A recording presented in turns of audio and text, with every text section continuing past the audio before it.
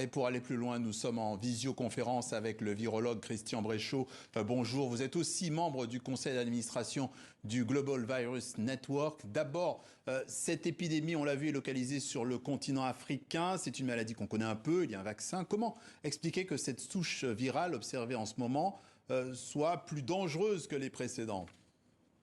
Bon, je pense que votre introduction a très bien présenté le sujet. En fait, cette infection virale n'a jamais disparu. Les premiers cas chez l'homme avaient été trouvés dans les années 1970, effectivement en République démocratique du Congo. Et malheureusement, encore une fois, le virus n'avait jamais vraiment disparu. Là, il semble qu'il y ait eu une mutation qui fait que cette souche qu'on appelle la souche 1, Clade 1, en Afrique centrale, et donc on appelle 1B, soit effectivement, comme ça a été dit, plus transmissible, plus infectieuse, à la fois par voie cutanée, par les contacts effectivement par les animaux ou intrafamiliaux, mais aussi par voie sexuelle.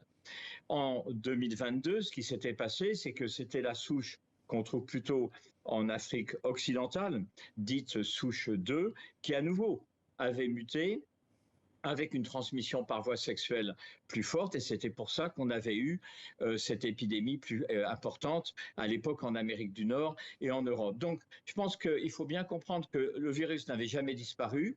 Effectivement, il y a probablement des mutations actuellement dans le virus qui font que sa transmission est plus forte, et ça explique cette transmission effectivement très importante de proche en proche dans de nombreux pays africains. Oui. Et je pense que ce qui a été dit aussi par le représentant de l'Union africaine dans votre sujet est très vrai.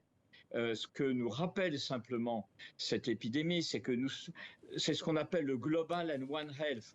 Il n'y a pas des maladies qui sont liées à l'Afrique uniquement, ou en Asie, ou en Europe. C'est global dans le monde entier. Donc, Et selon c'est vous, One Health, ça veut dire que ça vient des animaux et qu'il faut voir le problème globalement. donc il faut se préparer. Est-ce qu'on serait à l'aube d'une pandémie, d'une nouvelle pandémie mondiale ? Non, je crois qu'il faut vraiment, il n'y a pas du tout, c'est toujours pareil, il faut à la fois avoir une surveillance extrêmement forte et très, je dirais, globale, encore une fois, mais il n'y a pas non plus une inquiétude majeure à avoir. Je pense que le point que je trouve très positif, qu'il faut souligner, parce qu'il faut souligner les progrès, l'Union africaine et aussi le African CDC sont vraiment en train de travailler sur le sujet. L'OMS a réagi de façon rapide. Ils ont convoqué les fabricants de vaccins parce qu'il y a 2 vaccins spécifiques de cette forme de variole qui pourraient être utilisés. Et puis, il y a le Global Virus Network donc, que je coordonne. C'est un réseau de 70 centres de recherche dans le monde travaille sur ce sujet. Donc, il y a une mobilisation, si vous voulez, là-dessus, qui fait que je pense personnellement qu'il n'y a certainement aucune raison de paniquer. Mais ça montre simplement ce qu'on dit toujours. Les virus sont là. Malheureusement, Oui. il y a une diffusion. Et puis, je termine en disant que ce qu'on dit toujours, la modification de l'écosystème humain par l'homme, que ce soit les déforestations, les changements climatiques, l'ensemble des choses, c'est vrai que ça favorise la diffusion. On l'a compris. Donc, d'un mot très rapidement, est-ce qu'on a assez de stock de vaccins? Est-ce qu'on le sait? D'un mot.